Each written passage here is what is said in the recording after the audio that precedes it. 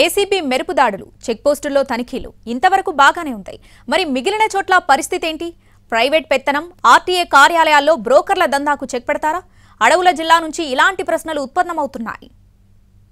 ఆదిలాబాద్ ఉమ్మడి జిల్లాలోని సరిహద్దు చెక్పోస్టులు 4 జిల్లా కేంద్రాల్లో కార్యాలయాలున్నాయి. పైగా మహారాష్ట్ర సరిహద్దులో ఇల్లీగల్ దందాలకు చెక్పోస్టులు కేర్ ఆఫ్ అడ్రస్ గా మారాయి.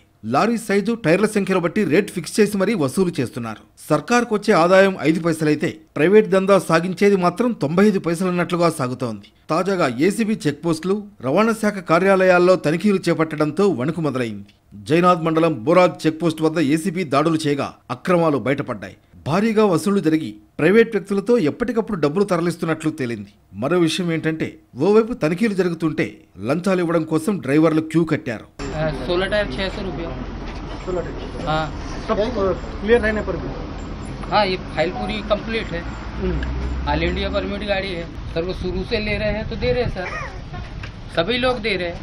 ఆదిలాబాద్ జిల్లాలో కేవలం బోరాజ్ చెక్పోస్ట్ వద్ద మాత్రమే తనిఖీలు చేశారు. కానీ చాలా చెక్పోస్టులు అక్రమాలకు అడ్డాగా మారాయి. పూర్తి స్థాయిలో దాడులు జరిగితే అక్రమార్కుల భరతం పట్టవచ్చని జిల్లావాసులు అంటున్నారు.